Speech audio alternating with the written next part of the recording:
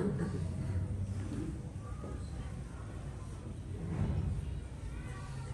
بالله من الشيطان الرجيم. بسم الله الرحمن الرحيم. وأتموا الحج والعمرة لله فإن أحصرتم فما استيسر من الهدي ولا تحلقوا رؤوسكم حتى يبلغ الهدي محله فمن كان منكم مريضا أو به أذى من رأسه ففدية من صيام أو صدقة أو نسك فإذا أمنتم فمن تمتع بالعمرة إلى الحج فما استيسر من الحج فمن لم يجد فصيام 3 أيام في الحج و7 إذا رجعتم تلك 10 كاملة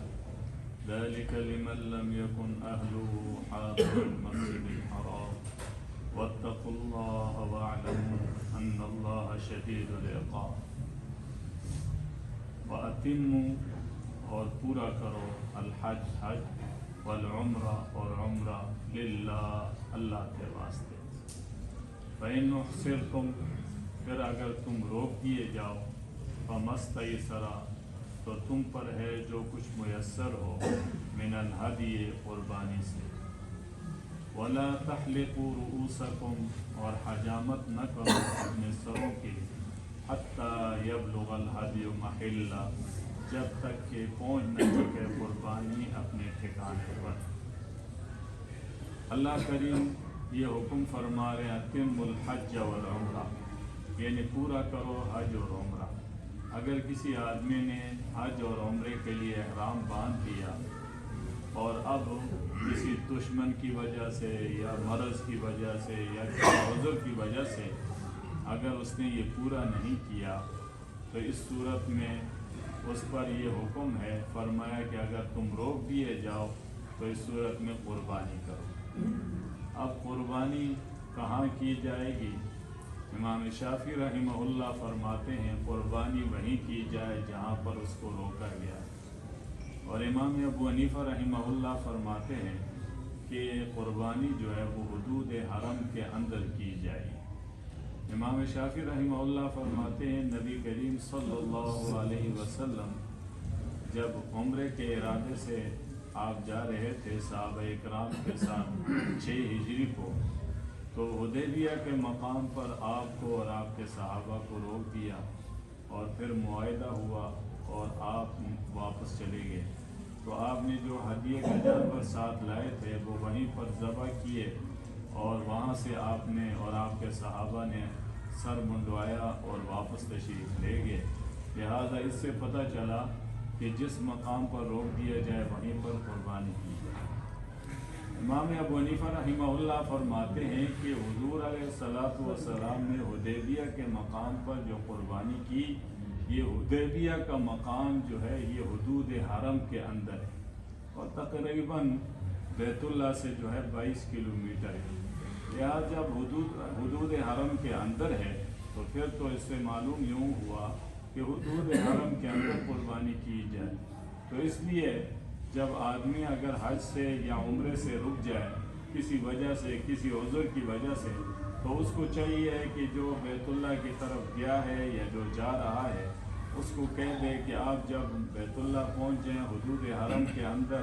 اور اس کے ساتھ اپنے نمبر پر جو ہے رابطہ رکھے اور کہے کہ جب آپ قربانی کر لیں تو مجھے بتا دیں.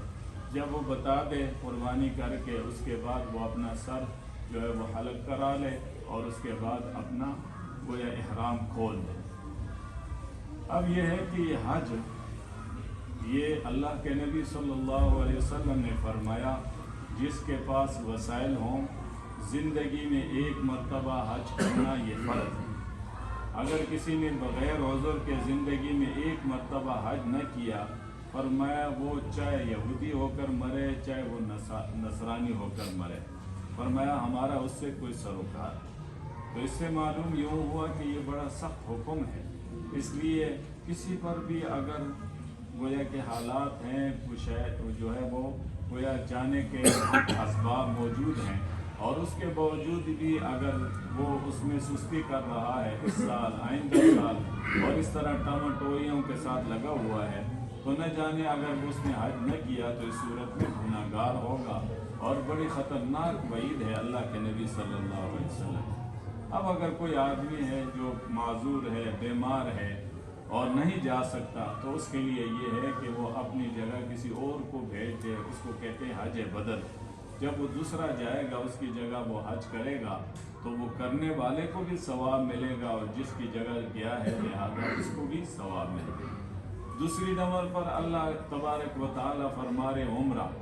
یہ عمرہ جو ہے یہ پورے سال اس کی اجازت ہے، سوائے جو ہے وہ ایام حج کے دنوں میں اجازت نہیں ہے، باقی کیونکہ ان دنوں میں حج جو ہے وہ افضل ہے اور عمرہ جو ہے یہ اس سے کم درجے میں ہے، لہذا افضل عمل کو چھوڑ کر اور کم درجے والا عمل کرنا یہ گویا عقل مندی کی علامت نہیں ہے۔ اس کے علاوہ پورے سال جو ہے وہ عمرہ کر سکتے ہیں۔ اور پھر نبی کریم صلی اللہ علیہ وسلم نے فرمایا جو آدمی رمضان المبارک کے اندر عمرہ کرے گا اللہ تبارک و تعالیٰ اس کو حج کے برابر ثواب عطا فرمائے۔ تو اس کا مطلب یہ نہیں ہے حج کے برابر ثواب ہے تو اس پر حج فرض ہے اور وہ کہے گا میں عمرہ کر لیا حج کے برابر۔ حج کے برابر کا مطلب یہ ثواب اس کو ملے گا، لیکن اگر اس پر حج فرض ہے اور اس نے زندگی میں نہیں کیا تو اس صورت میں وہ فرض اس سے ساقط نہیں ہو۔ آگے فرمایا وَلَا تَحْلِقُوا رُؤُوسَكُمْ، اور حجامت نہ کرو اپنے سروں کی حتیٰ یبلغ الہدی محلہ، جب تک کہ نہ پہنچے قربانی اپنے ٹھکانے پر، یعنی حدود حرم کے اندر جب تک جو ہے قربانی نہ کی جائے اس وقت تک اپنے سر کو حلق نہ کرو۔ اب یہ ہے کہ حج کی تین قسمیں ہیں، ایک ہے حج افراد، ایک حج قران اور ایک ہے حج تمتع۔ حج افراد یہ ہے کہ آدمی صرف میقات سے جو ہے وہ حج کا احرام باندھے اور جا کر حج کر لے، اس کو حج افراد کہتے ہیں۔ اور حج قران اس کو کہتے ہیں کہ آدمی میقات سے گویا حج اور عمرے دونوں کا ارادہ کرے،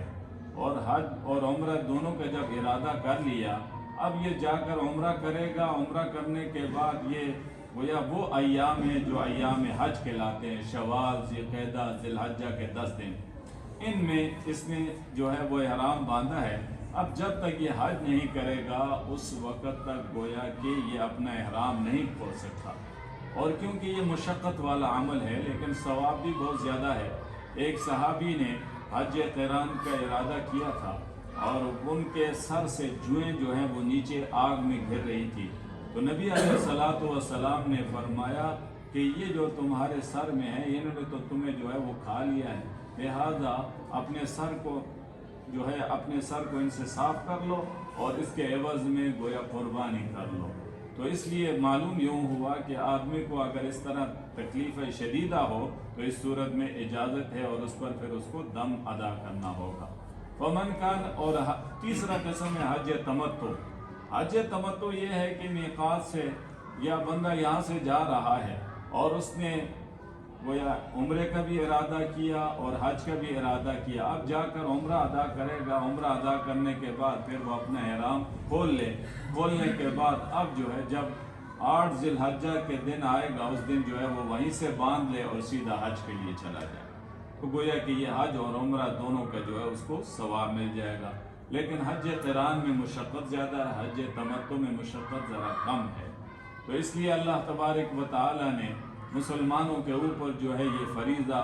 گویا رکھا۔ اس کی وجہ سے رب العالمین جو آدمی جو حج مقبول ادا کر لیتا ہے اللہ تبارک و تعالیٰ اس کے گناہ اس طرح معاف فرما دیتے ہیں جس طرح ایک بچہ دنیا میں اپنی ماں کے پیٹ سے گناہوں سے پاک اور صاف آتا ہے، اس طرح گویا گناہ معاف ہو جاتے ہیں، لیکن شرط یہ ہے کہ آدمی اپنے گناہوں کو بخشوا لے۔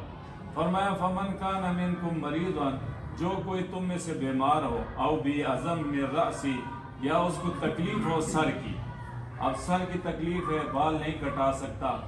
ففدیۃ من صیام، تو بدلہ دے روزے کا، او صدقۃ یا خیرات کا، او نسک یا قربانی کا۔ 3 قسم میں، ایک آدمی اپنے بال نہیں کٹا سکتا، حلق نہیں کرا سکتا، اس کے لیے اللہ کریم نے فرمایا یا روزے رکھ لے، 3 روزے رکھ لے، صیام سے مراد 3 روزے ہیں، او صدقہ، یا صدقہ دے دے، گویا کہ 3 سا جو ہے وہ گندم اور وہ 6 فقیروں میں تقسیم کر دے، آدھا آدھا سا جو ہے وہ 3 فقیروں میں تقسیم کر دے، اور یا او نسک یا قربانی کر لے، قربانی جو ہے کم سے کم کوئی بکرا یا کوئی دمبا ہے، فَمَسْتَيْسَرَ مِنَ الْحَدْ، تو اس پر ہے جو کچھ میسر ہو قربانی سے۔ فرمایا فَمَن لَّمْ يَجِدْ، اب ایک آدمی ہے اس کو قربانی اس کی طاقت ہی نہیں ہے، فَصِيَامُ ثَلَاثَةِ أَيَّامٍ، تو روزے رکھے 3 حج کے دنوں میں، ایک تو 8، 9 جو ہے گویا ان ایام میں 3 روزے رکھ لے، اور باقی جو ہے وَسَبْعَةٌ إِذَا رَجَعْتُمْ، 7 روزے جو ہیں جب لوٹے واپس گھر کی طرف آئے یا وہیں بیت اللہ میں رہ کر گویا وہاں رکھ سکتا ہے۔ اب امام شافعی رحمۃ اللہ علیہ فرماتے ہیں اذا رجعتم سے مراد یہ ہے کہ جب آدمی حج کر کے گھر واپس لوٹ جائے تو اس وقت رکھے۔ امام ابو حنیفہ رحمہ اللہ فرماتے ہیں کہ وہیں پر حدود حرم کے اندر ہی، وہیں بیت اللہ میں حرم کے اندر حج سے فارغ ہو گیا اور وہیں رکھنا چاہتا ہے تو وہاں بھی رکھ سکتا ہے، لہٰذا اب کیونکہ حج سے فارغ ہو گیا، فراغت کے بعد اب اس کو فرصت ہے وہاں رکھے یا گھر میں آ کر رکھے، 7 روزے جو ہے بعد میں رکھ لے اور 3 جو ہے ایام حج میں جو ہے وہ رکھ لے۔ تِلْكَ عَشَرَةٌ كَامِلَةٌ، یہ 10 روزے ہوئے پورے، گویا جس کو جو ہے وہ قربانی میسر نہیں، اس لیے کہ حج قران اور حج تمتع میں گویا قربانی کرنی ہے، یہ بہت بڑا عمل ہے، اس لیے کہ اس نے حج اور عمرے دونوں کا ارادہ کیا ہے، اور حج اور عمرے کا دونوں کا جب ارادہ کر لیا ہے، اب اس صورت میں یہ جو قربانی کر رہا ہے یہ اس لیے کر رہا ہے کہ میرے سے کوئی کمزوری رہ گئی ہو یا جو ہے کوئی اعمال میں کمزوری ہو گئی ہو تو میں اس کا جو ہے شکرانہ ادا کرتا ہوں۔ اب امام شافعی رحمہ اللہ یا دیگر ائمہ فرماتے ہیں یہ جو قربانی کرے گا یہ اس کا گوشت نہیں کھائے گا، لیکن امام ابو حنیفہ رحمۃ اللہ علیہ فرماتے ہیں یہ کیونکہ صدقے شکر کے طور پر جو ہے یہ جانور کو ذبح کر رہا ہے تو یہ خود بھی کھا سکتا ہے اور دوسروں کو بھی جو ہے وہ کھلا سکتا ہے۔ ذَلِكَ لِمَن لَّمْ يَكُنْ أَهْلُ حَاضِرِ الْمَسْجِدِ الْحَرَامِ، یہ حکم اس کے لیے جس کے گھر والے نہ رہتے ہوں مسجد حرام کے پاس، یعنی حج قران حج تمتع کا حکم ان لوگوں کے لیے ہے جو دور دراز سے آتے ہوں، جو حدود حرم کے اندر اور وہاں پر نہ رہتے ہوں، اس لیے کہ جو وہاں رہنے والے ان کے لیے تو کوئی مشکل نہیں ہے، وہ جب چاہیں جا کر جو ہے وہ میقات سے احرام باندھ کر آ سکتے ہیں، عمرے کے لیے بھی سارا سال اور حج کے لیے بھی، لیکن دور دراز سے جو آنے والے ہیں ان کے لیے اس طرح عمل بار بار آنا پھر جانا ان کے لیے دشوار ہے، اس لیے فرمایا یہ وہ لوگ ہیں جو مسجد حرام اور وہاں پر نہ رہنے والے ہوں۔ وَاتَّقُوا اللَّهَ، فرمایا جو بھی نیکی کرو کیا کرو ڈرتے رہو اللہ سے، وَاعْلَمُوا، جان لو، أَنَّ اللَّهَ شَدِيدُ الْعِقَابِ، بے شک اللہ کا عذاب سخت ہے۔ گویا جو عمل اونچا ہے اسی طرح اس کا ادب و احترام رکھنا بھی اونچا ہے، اور پھر اس مقام پر اگر گناہ کیا جائے گا وہ گناہ بھی اتنا اونچا ہوگا۔ مثلا حرم کے اندر ایک نماز کا ثواب 1,00,000 نمازوں کے برابر ہے، لیکن اگر کوئی ایک گناہ بھی کرے گا تو اس کا بھی اسی طرح جو ہے وہ اس کو صلہ ملے گا۔ تو جو مقام اونچا ہے اسی نیکیوں کے اعتبار سے وہاں پر گناہ کیا جائے گا تو اسی طرح گناہ بھی وہ بھارا ہوگا، اسی طرح جو اعمال اونچے ہیں وہاں پر ان اعمال میں اگر کوتاہیاں کی جائیں گی تو وہ کوتاہیاں بھی بہت جو ہے بھاری ہوں گی، اس لیے فرمایا جو بھی نیکی کرو اللہ سے ڈرو اور یہ جان رکھو دل میں کہ اللہ کا عذاب بڑا سخت ہے، اس لیے کہ اللہ سے جب ادھر ادھر ہوں گے تو باغی تصور کیے جائیں گے، اور جب باغی ہو جائیں گے تو اللہ تبارک و تعالیٰ کو باغی جو ہے وہ پسند نہیں ہے۔ اللہ تبارک و تعالیٰ ہم سب کو قرآن کی سمجھ نصیب فرمائے۔ الحمدللہ رب العالمین والعاقبۃ للمتقین والصلاة والسلام علی اشرف الانبیاء والمرسلین وعلی آلہ واصحابہ اجمعین۔ یا اللہ ہم سب کا یہ بیٹھنا قرآن کا سننا سنانا اپنے دربار میں قبول فرما، اے شان والے اللہ ہمیں زندگی میں بار بار حج اور عمرے کی سعادت نصیب فرما، اے کریم اللہ اپنے گھر ہمیں بار بار حاضری کی توفیق نصیب فرما دے۔ یا اللہ یہ سب آپ کے بلاوے کے ساتھ ہے، یا اللہ ہمیں بھی اپنے ان یا اللہ بلانے والوں میں اور جن کو یا اللہ آپ چاہتے ہیں یا اللہ ان میں ہمیں بھی شامل فرما لے۔ اے کریم اللہ بار بار زندگی میں ہمیں بھی یہ سعادت نصیب فرما، اور یا اللہ صحیح معنوں میں اخلاص کے ساتھ ہمیں نیکی کرنے کی توفیق نصیب فرما، ہمارے دلوں کے اندر اپنا خوف پیدا فرما دے۔ اے کریم اللہ ہمارے یہ بیٹھنا قرآن کا سنانا اپنے دربار میں قبول فرما۔ اے شان والے اللہ، جتنے احباب بیٹھے قرآن سننے کے لیے سب کو اپنی شان کے مطابق اجر عظیم نصیب فرما دے، سب کی جان مال آبرو کی حفاظت فرما۔ صلی اللہ علی النبی الأمی وعلی آلہ واصحابہ اجمعین برحمتک یا ارحم الراحمین۔